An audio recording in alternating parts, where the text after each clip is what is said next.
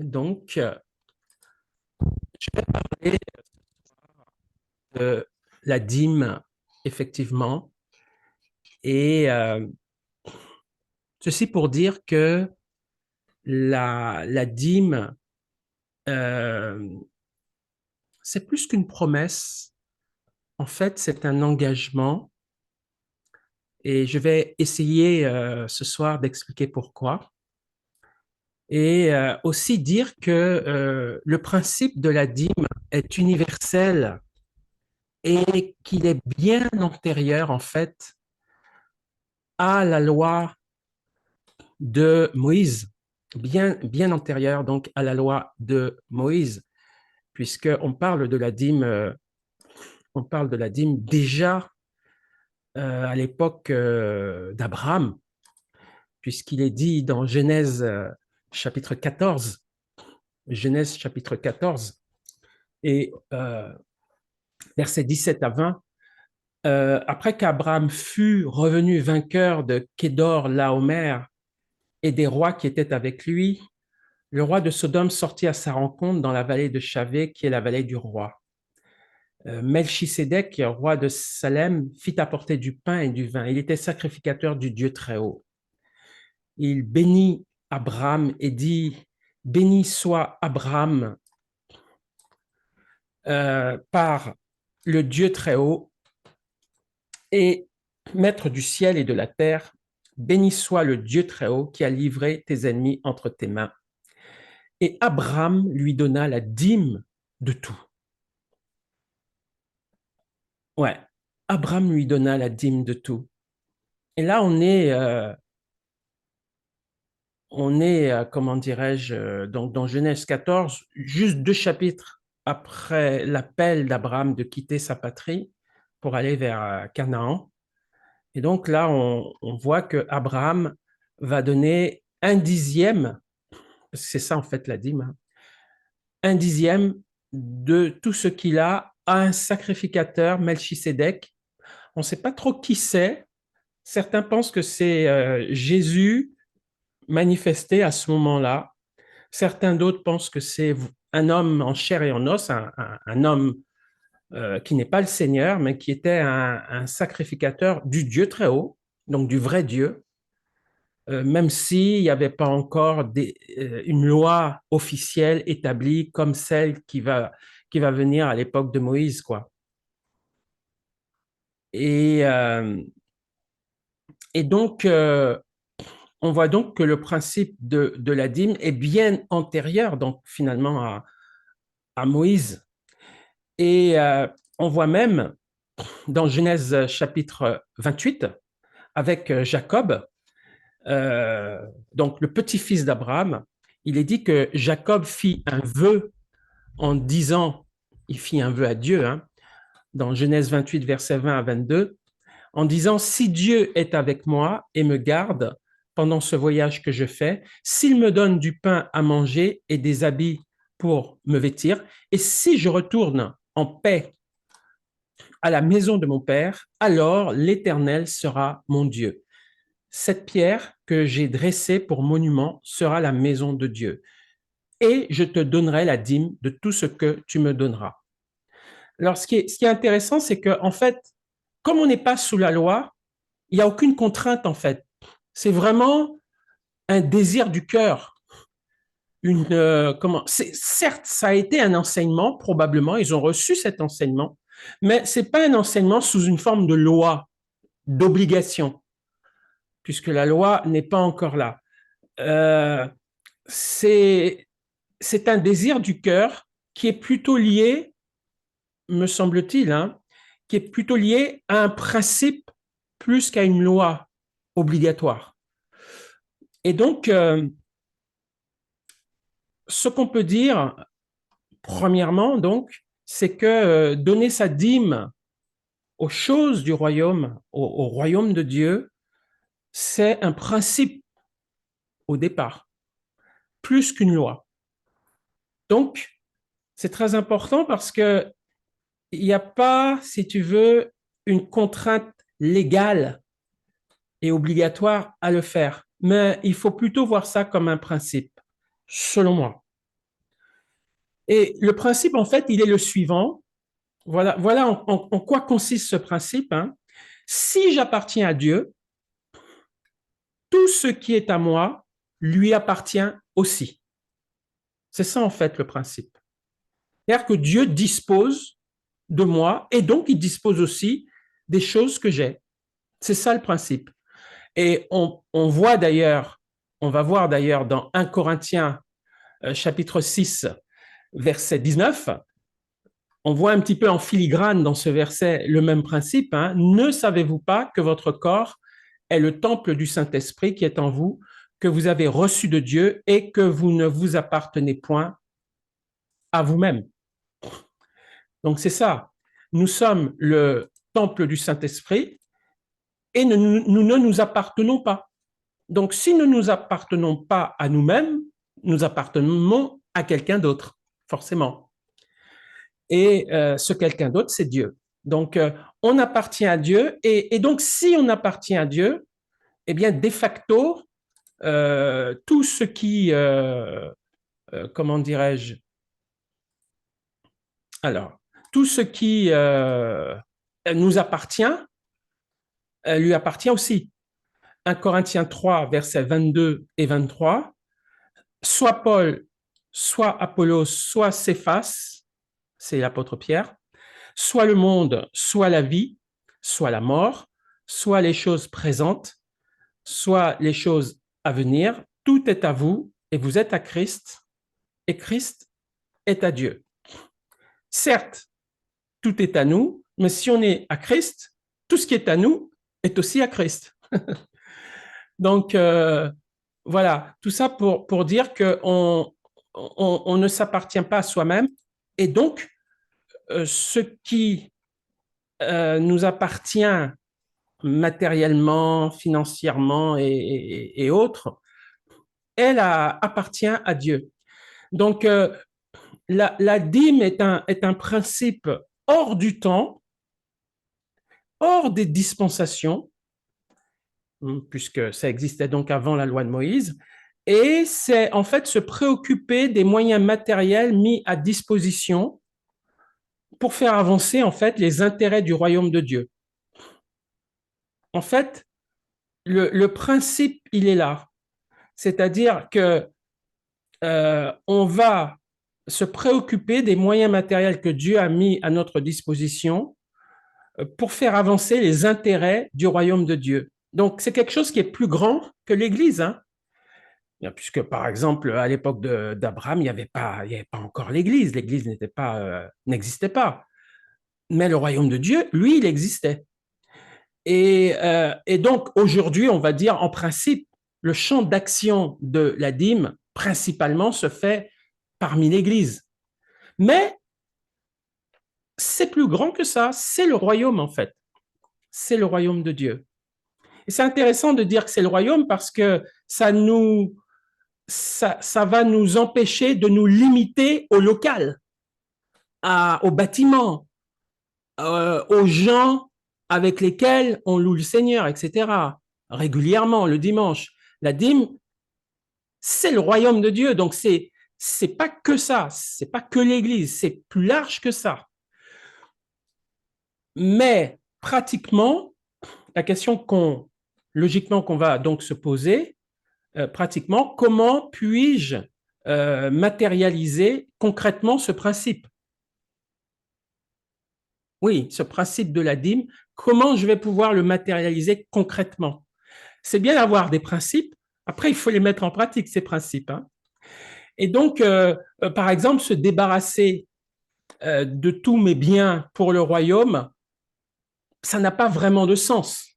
Par exemple, si je me débarrasse de tous mes biens pour le royaume, ça n'a pas vraiment de sens, puisque Dieu, en fait, a besoin avant tout de moi sur cette terre pour le glorifier, et il a aussi donc besoin de mes biens. Et donc mes biens ont aussi pour but principal d'assister la logistique de ma propre personne pour le glorifier. Donc si Dieu me donne des biens, c'est d'abord pour moi. C'est pour assurer une logistique à mon niveau, pour que j'ai les moyens, déjà moi, de glorifier le Seigneur. Donc, Dieu va me sensibiliser euh, à mettre de côté, non pas nécessairement tous mes biens, puisqu'il m'accorde des biens pour moi aussi, mais un dixième de ces biens, et non la totalité, pour une destination exclusive des intérêts directs de son royaume, que sont généralement, enfin, les intérêts directs. Quand je dis direct, c'est des choses qui sont vraiment liées au plus près des intérêts du royaume. Et c'est quoi les choses qui sont liées au plus près des intérêts du royaume? C'est tout ce qui concerne le caractère de Christ. Ça, c'est le côté spirituel des choses. Mais concrètement, c'est tout ce qui concerne le ministère de la parole et de la prière. Et puis, toutes les œuvres de piété, toutes les bonnes œuvres à l'égard des pauvres, par exemple. Ça, c'est ça le cœur concrètement de là où va aller ma dîme par rapport aux intérêts du royaume. Par exemple, quand on a acheté quand on achète les traités ou les DVD pour évangéliser, ça c'est concret, c'est direct. C'est pour financer les œuvres du royaume, pour faire avancer le royaume, par exemple. Donc, ils doivent, cette dîme donc a une destination exclusive pour le coup, et ça ne peut en aucun cas être aliéné. Ça, c'est très important. C'est-à-dire que l'assistance au royaume, cette dîme qui est faite pour le royaume, on ne peut pas l'aliéner. C'est-à-dire on ne peut pas le supprimer. On ne peut pas le dire, bon, on met ça de côté. On a vu, Abraham n'a pas mis ça de côté, Jacob n'a pas mis ça de côté. Et pourtant, ils n'étaient pas sous la loi. On ne peut pas aliéner ça, on ne peut pas le diminuer ou le mettre de côté. Pourquoi? Parce que c'est une manière de démontrer à la fois mon appartenance, moi et mes biens, à Dieu, et de manifester pratiquement que mes biens ont pour but principal de soutenir le royaume de Dieu. Et les 10% en sont le symbole manifesté concrètement. Voilà. Voilà ce qu'on peut dire en termes de définition du principe. Voilà. Alors, on va regarder 1 Corinthiens ici, donc 1 Corinthiens chapitre 10, verset 1 Corinthiens chapitre 10, verset 10, verset 30, pardon, et 31. Soit donc que vous mangiez, soit que vous buviez, soit que vous fassiez quelque autre chose, faites tout pour la gloire de Dieu. Si on interprète maintenant ce passage par rapport à la dîme, en fait, ça veut dire, quel que soit ce qu'on a ou ce qu'on fait, alors c'est vrai que j'extrapole, mais en réalité, c'est ça. Quel que soit ce qu'on fait ou ce qu'on a, en l'occurrence ce qu'on a, ce qu'on possède, tout doit être fait, y compris ce qu'on possède, doit être fait pour la gloire de Dieu. Et tout ce qu'on possède doit aller pour la gloire de Dieu, pour les intérêts du royaume.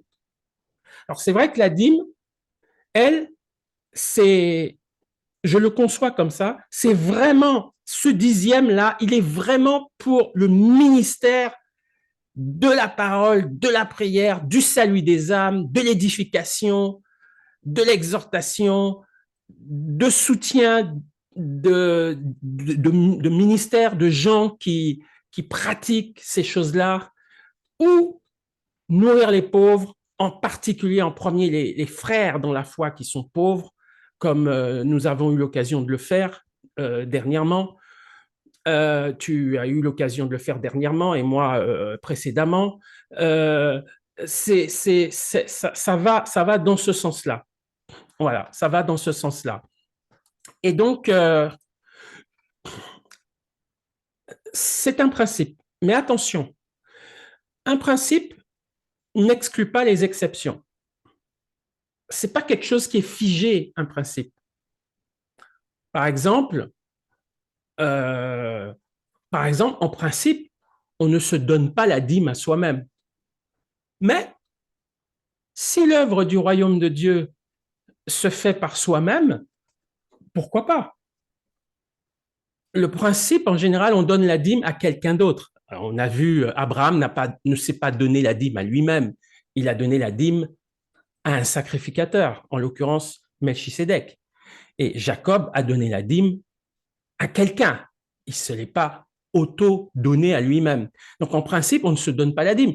Mais quelqu'un qui démarre une œuvre, quelqu'un qui démarre quelque chose qui n'est pas soutenu par des frères ou par une église, qui n'est soutenu par personne, quand il devra acheter du matériel, etc., ben, c'est lui-même, avec son salaire, il va acheter son matériel d'évangélisation, etc. Donc, lui-même va se donner la dîme à lui-même pour acheter les choses. C'est un peu ce que je fais d'ailleurs, puisque on fait un travail, on fait plus ou moins un travail pionnier.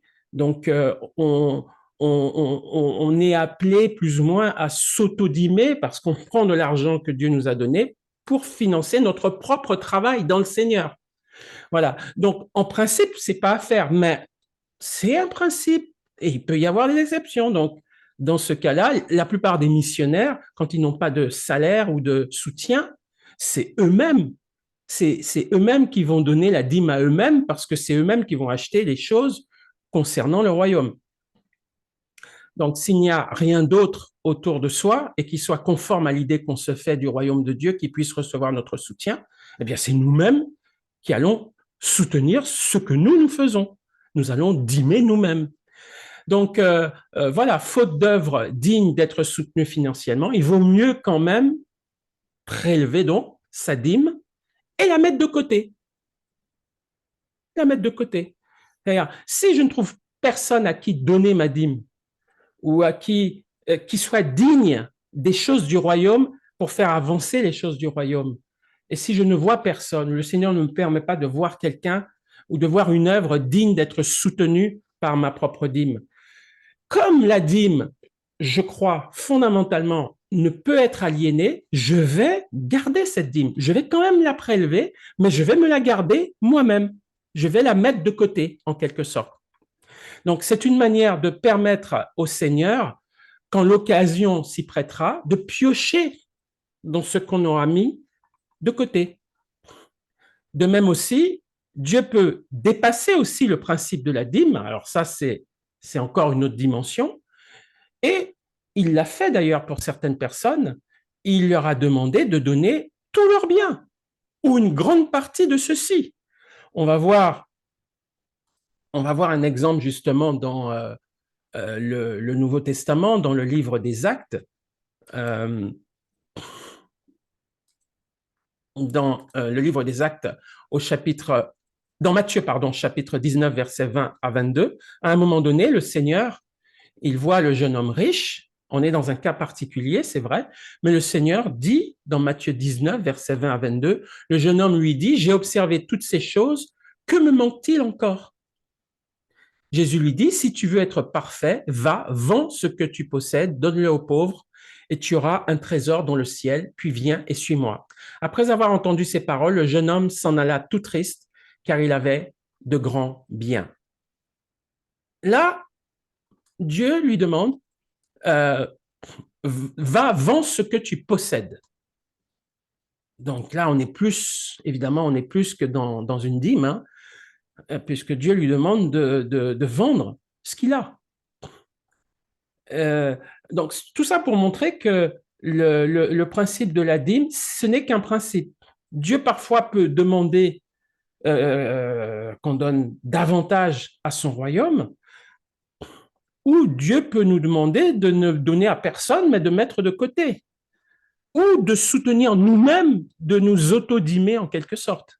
Donc, il n'y a pas vraiment de règles, il y a juste un principe de soutenir le royaume de Dieu par un dixième de nos biens. Voilà ce qu'il faut, retenir. Maintenant,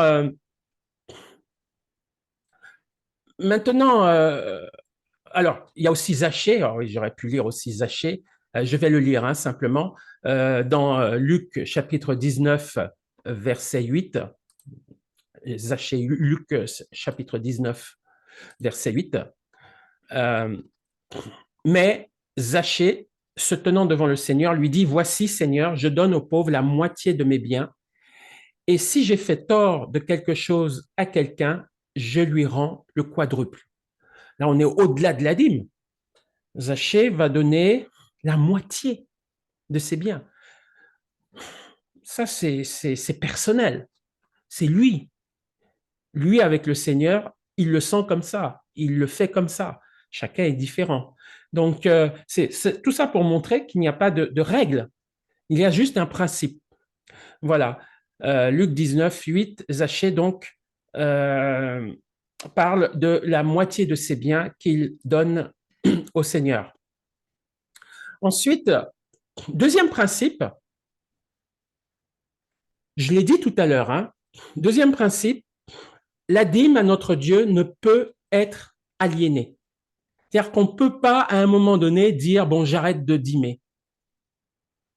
Ce n'est pas, comment dirais-je, ce n'est pas la volonté de Dieu. Voilà, c'est pas la volonté de Dieu. Alors, Dieu ne, comment dirais-je, Dieu n'impose rien à personne. Dieu exprime ce qu'il aimerait. C'est dans ce sens-là qu'il faut le comprendre. C'est-à-dire, c'est pas la volonté de Dieu, c'est pas la meilleure chose à faire que de cesser de dîmer. Alors, dîmer du verbe donner sa dîme. Hein. Alors, ça ne veut pas dire qu'il faut absolument qu'on donne cette dîme à quelqu'un. Non, ça ne veut pas dire ça. Ça veut dire que de manière régulière, on va prélever 10% pour manifester concrètement qu'on veut soutenir les choses du royaume.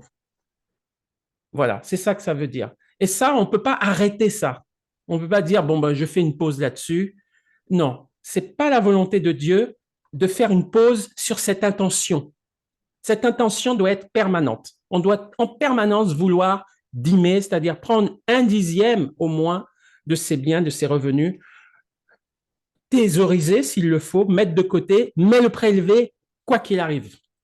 On va voir dans Ézéchiel 48, verset 13, donc Ézéchiel 48, verset 13, il est dit, et là on est dans, il est vrai, il faut être honnête, hein, on n'est pas dans l'Ancien Testament, on sera dans le temple à venir, c'est-à-dire pendant le millénium. Hein. Voilà le contexte. Hein. Donc Ézéchiel 48, les Lévites auront, versets 13 à 14, alors, tu vois le passage là, tu vois le verset? Oui. Ouais. Les Lévites auront, parallèlement à la limite des sacrificateurs, 25 000 cannes en longueur et 10 000 en largeur. 25 000 pour toute la longueur et 10 000 pour la largeur. Ils n'en pourront rien vendre ni échanger. Et les prémices du pays ne seront point aliénées, car elles sont consacrées à l'Éternel. Les prémices, c'est l'équivalent de la dîme, c'est-à-dire les premiers fruits du pays. On ne peut pas aliéner ça. On ne peut pas. Pourquoi? Parce que c'est consacré à l'Éternel. C'est-à-dire que ce 10e, en fait, il est consacré à l'œuvre du royaume, à l'avancée du royaume. Malheureusement, Dieu a besoin, enfin, entre guillemets, Dieu n'a pas besoin d'argent, lui, il n'a pas besoin de choses matérielles, le Seigneur. Mais il a décidé deux choses. Il a décidé que ce soit nous qui annoncions l'Évangile, et il a décidé qu'il y ait des moyens matériels et financiers pour financer le royaume, les choses du royaume. Ça, c'est ce que Dieu a décidé. C'est comme ça. Donc, tout ce qui concerne les choses vouées aux choses du royaume, on ne peut pas aliéner ça. On ne peut pas ni le morceler, ni le réduire, ni l'annuler. C'est très, très important. C'est très, très important. Et d'ailleurs, c'est un principe. Il faut le voir comme un principe. pas forcément comme une loi, hein, mais comme un principe. C'est-à-dire, il y a une bénédiction derrière, si on le fait. Si on ne le fait pas, ben, on va freiner par notre, comment dirais-je, notre manque de participation concrète à l'avancée du royaume, on va freiner l'avancée du royaume. On est un élément qui n'est pas favorable à faire avancer les intérêts du royaume sur Terre. C'est ça qu'on devient si on ne le fait pas. Donc, ça, c'est un principe. Alors, encore une fois, ce n'est qu'un principe.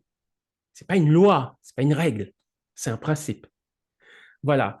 Euh, et, donc, et donc, ce principe, je pense il est bon aussi de le mentionner parce que on ne peut pas aliéner ni annuler cela. Autre chose, autre verset, hein, on peut lire aussi dans Exode. C'est à peu près la même pensée hein, qui est véhiculée aussi dans Exode. Exode chapitre 22, verset 29. Tu ne différeras point de m'offrir les prémices de ta moisson et de ta vendange. Tu ne différeras point. Alors, ça veut dire non seulement tu dois le faire, mais tu ne dois pas être en retard. Tu ne dois pas remettre à plus tard. Donc, il y a la notion non seulement de, comment dirais-je, de ne pas annuler la chose, mais de ne pas la différer, c'est-à-dire ne pas être en retard. En retard par rapport à quoi? Par rapport à l'engagement qu'on prend devant le Seigneur. Si sur une base annuelle ou sur une base trimestrielle ou sur une base mensuelle ou hebdomadaire, peu importe, on est libre, on choisit la base qu'on veut. Sur une certaine base, on doit s'efforcer d'être fidèle à cet engagement devant Dieu pour faire avancer les choses du royaume. Éviter de différer cela. Voilà. C'est le principe qu'on peut tirer, si je puis dire, de ce verset. C'est vrai que ça ne concerne pas la dîme d'aujourd'hui, mais on peut en tirer un principe. Dieu n'aime pas qu'on diffère quand on fait un engagement pour les choses du royaume. Dieu n'aime pas, le fait de reporter ou de différer les choses. Hein. Voilà. Euh, ensuite, ce principe concerne tout le monde, y compris les serviteurs de Dieu. Nul n'en est dispensé. Ça, c'est très important. C'est pas parce qu'on est pasteur que les brebis doivent dîmer et le pasteur ne dîme pas. Ça concerne tout le monde. C'est un principe qui est valable pour tout le monde. Et enfin, dernier principe, ce principe consiste à ne jamais avoir les mains vides devant le Seigneur et d'avoir toujours quelque chose de disponible puisqu'on est censé avoir mis de côté. Donc, il faut qu'il y ait toujours quelque chose de disponible ou de mis de côté à lui offrir. On ne peut pas venir comme ça les mains vides, entre guillemets, hein, je dis. Hein. 2 Corinthiens chapitre 8, 2 Corinthiens chapitre 8, verset 12, on va lire le passage ensemble. 2 Corinthiens chapitre 8, verset 12. La bonne volonté, quand elle existe, la bonne volonté, quand elle existe, est agréable en raison de ce qu'elle peut avoir à sa disposition et non de ce qu'elle n'a pas. C'est bien, il faut de la bonne volonté, mais la bonne volonté est réelle, est vraie, est concrète en raison de ce qu'elle a à sa disposition, c'est-à-dire de ce qu'on a mis à disposition du Seigneur et non de ce qu'on n'a pas mis. Voilà. Donc, autre passage aussi qui parle de sorte que quand Dieu nous sollicite, c'est ça que je voulais dire, quand Dieu nous sollicite, on n'est pas à dire, ben, j'ai rien à t'offrir. J'ai rien. Dans Deutéronome, chapitre 16, verset 16, 3 fois par année, tous les mâles d'entre vous se présenteront devant l'Éternel, ton Dieu, dans le lieu qu'il choisira à la fête des pains sans levain, à la fête des semaines et à la fête des tabernacles. On ne paraîtra point devant l'Éternel les mains vides. on ne paraîtra point devant l'Éternel les mains vides.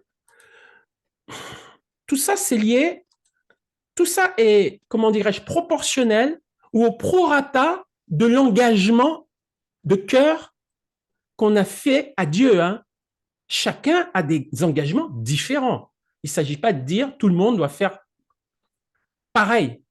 On est tous différents. Mais si on s'engage avec le Seigneur à faire ça, ça, ça et ça, on doit tenir son engagement devant le Seigneur.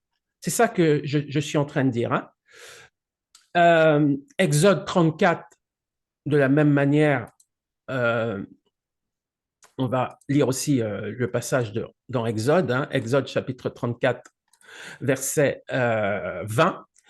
Tu rachèteras tout premier-né de tes fils et l'on ne se présentera point à vide devant ma face. Ça, c'est le risque lorsqu'on a différé sa dîme au Seigneur ou lorsqu'on l'a annulé. Quand on a annulé sa dîme au Seigneur ou quand on l'a différé, quand le Seigneur se présente devant nous et nous dit, tiens, est-ce que tu peux encourager telle chose, est-ce que, tiens, il y a des frères pauvres qui subissent tel et tel problème ici, là, est-ce que tu peux leur donner quelque chose? Mais si on a mis de côté, on n'a pas différé sa dîme, ben on aura de quoi donner. Si on n'a pas fait ça, au moment où le Seigneur nous invite à faire quelque chose, à donner quelque chose, ben on n'aura rien à donner. On aura les mains vides. Et c'est pour aussi éviter, la dîme aussi, quelque part, c'est pour éviter qu'on ait les mains vides au moment où le Seigneur nous sollicite pour un tel, ou pour telle œuvre, ou pour tel don, ou pour telle ou telle situation. Qu'on ne dise pas au Seigneur, ben non, mais j'ai rien, Seigneur. Ça sert aussi à ça, cette dîme qu'on ne diffère pas. Ensuite, en général, si Dieu pose la question, donc si Dieu nous demande d'assister ou de faire quelque chose pour son royaume, matériellement ou financièrement, c'est qu'il s'attend à ce qu'on ait quelque chose à lui présenter, à lui offrir. Bien évidemment. Et là, on va voir un passage dans Matthieu chapitre 14. Matthieu chapitre 14, verset 15, c'est juste pour montrer le principe d'avoir quelque chose hein, à donner à Dieu quand Dieu nous sollicite. Hein. Matthieu chapitre 14, verset 15 à 18, le soir étant venu, les disciples s'approchèrent de lui et dirent, ce lieu est désert et l'heure est déjà avancée, renvoie la foule afin qu'elle aille dans les villages pour s'acheter des vivres. Jésus leur répondit, ils n'ont pas besoin de s'en aller, donnez-leur vous-même à manger. Mais ils lui dirent, nous n'avons ici que 5 pains et 2 poissons. Et il dit, apportez-les-moi. Et oui, en fait, ils avaient 5 pains et 2 poissons. Et c'était bon, ça suffit. Alors, je ne sais pas s'ils ont fait exprès, probablement pas, mais Jésus avait à sa disposition ces 5 pains et ces 2 poissons que eux avaient.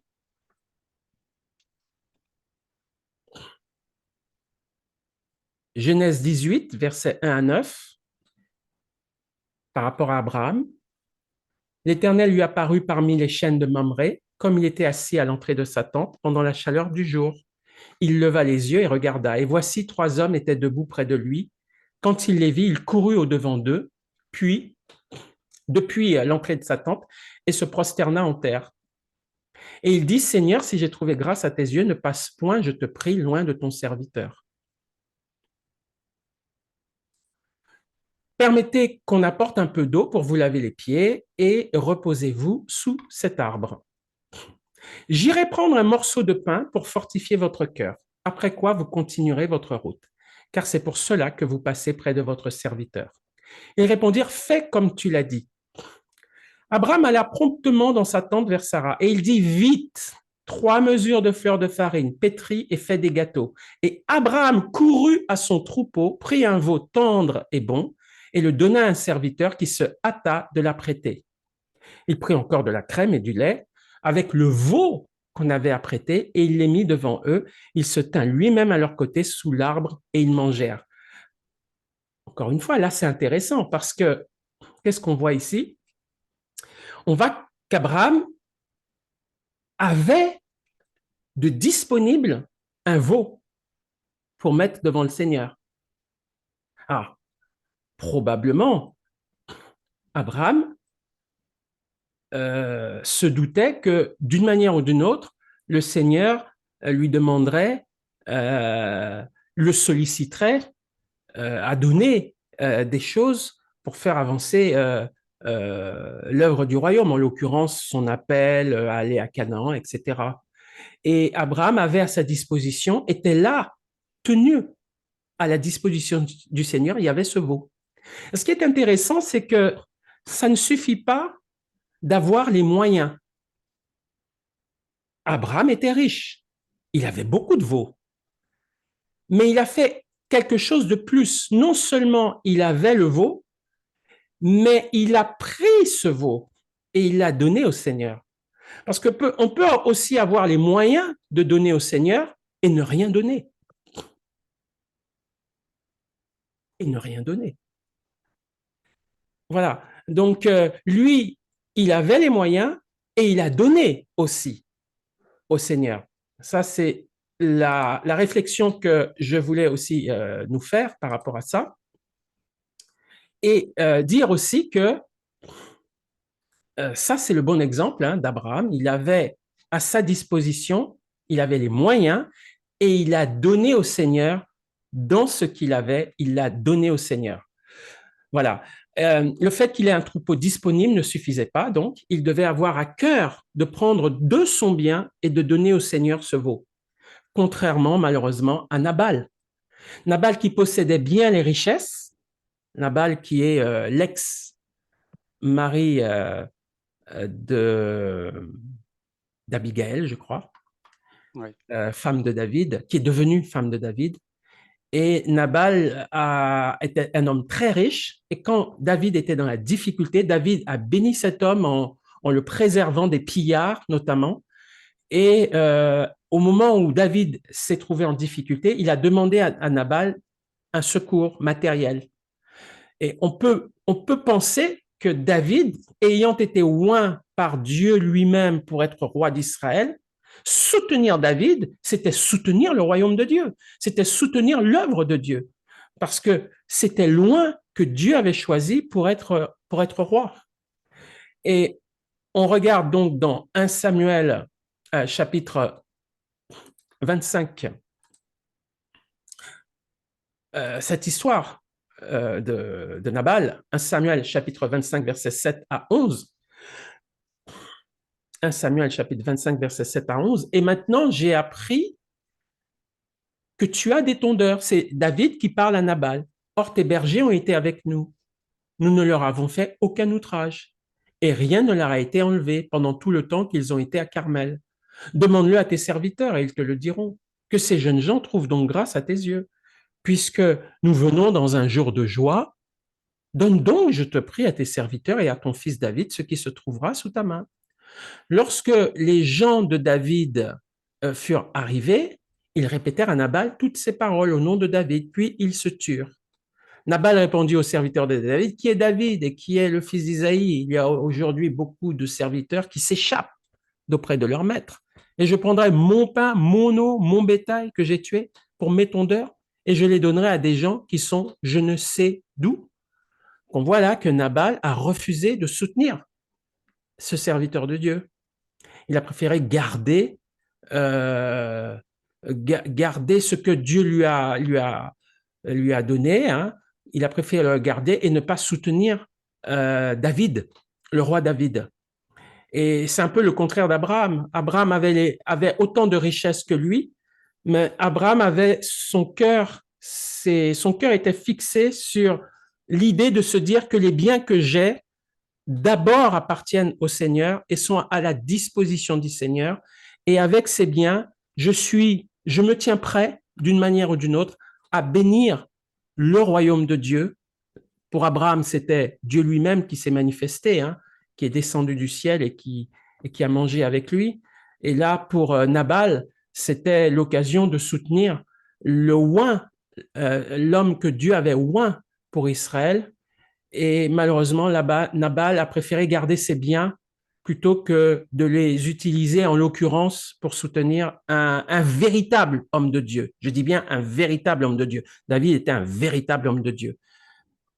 Voilà. Donc, voilà deux exemples contraires de deux personnes qui, comment dirais-je, ont manifesté ont été bénis par Dieu, mais n'ont pas répondu de la même manière à ce que Dieu leur avait donné. Et pour finir, je vais donner quelques conseils qui me viennent comme ça, qui me sont venus un petit peu comme ça. Quelques conseils par rapport à la dîme. Euh, des conseils de bon sens. La première chose, il est bon de déterminer avec le Seigneur ce qui est digne de notre dîme. Ce qui est digne de notre dîme. Parce que tout n'est pas digne, y compris dans l'Église, y compris dans les choses soi-disant de Dieu. Tout n'est pas digne de notre dîme.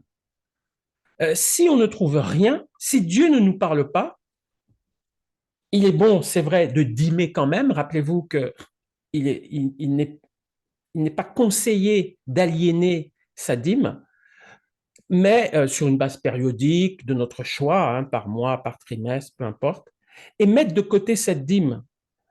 Donc, il ne faut pas l'aliéner.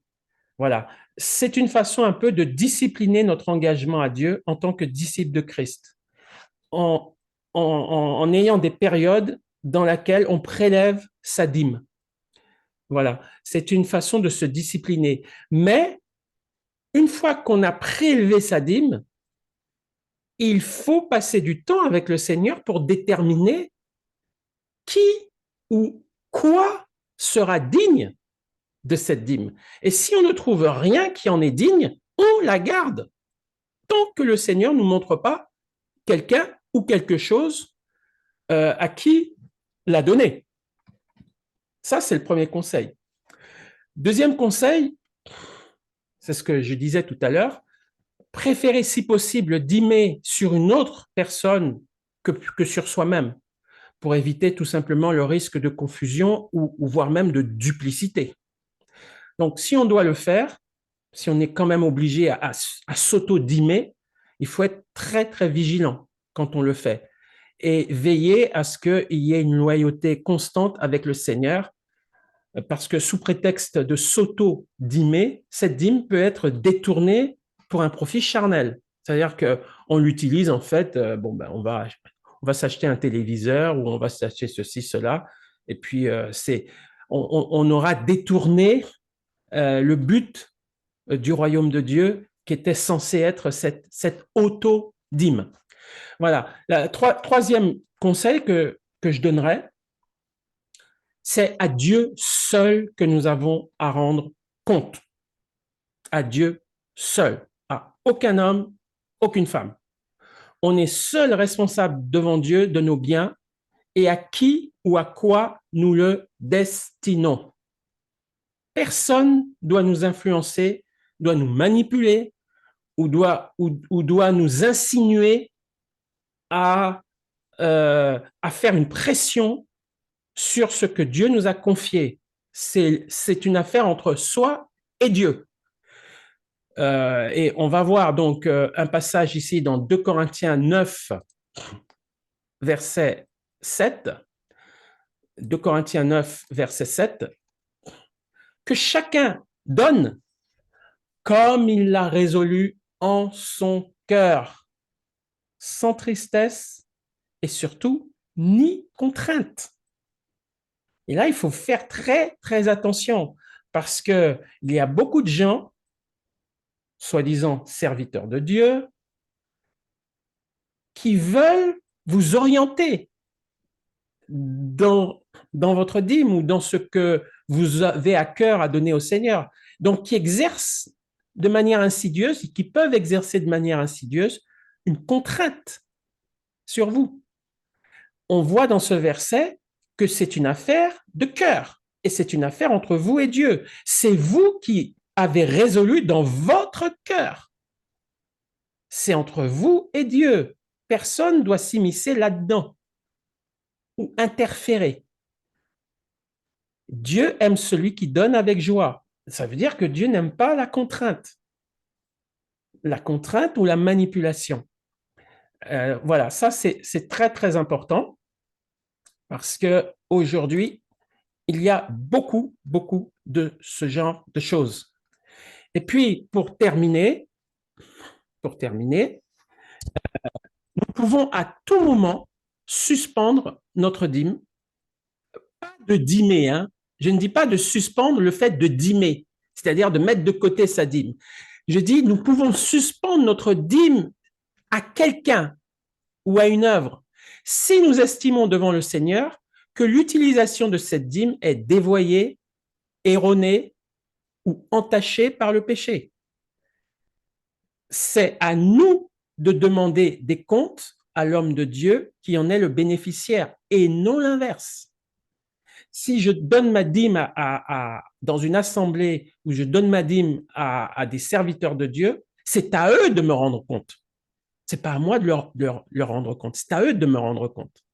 Et si je vois qu'ils ne me rendent pas compte ou qu'ils s'esquivent ou que cette dîme est détournée dans des directions qui n'étaient pas celles prévues au départ et qui ne concernent plus le royaume de Dieu, j'ai le droit de suspendre la direction de cette dîme.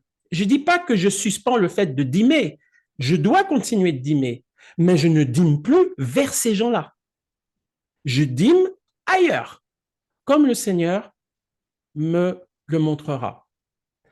Donc, voilà ce que j'avais à cœur de partager ce soir par rapport à la dîme, pour qu'on soit libre par rapport à savoir à qui ou à quoi donner sa dîme, mais qu'on soit aussi conscient et responsable de savoir que c'est quelque chose qu'il faut éviter de supprimer, de retarder ou d'aliéner, parce que c'est une affaire entre soi et Dieu, et que Dieu a besoin de nous et de nos finances et de nos moyens pour faire avancer le royaume. C'est comme ça qu'il a prévu. Il n'a pas prévu autrement.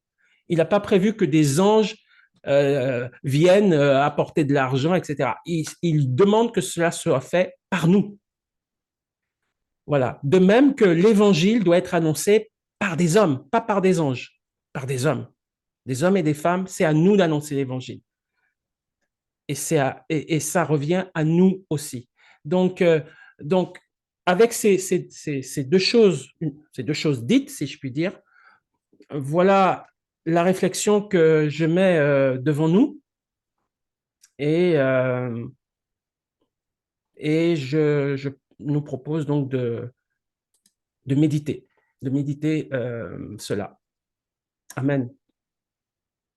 Amen.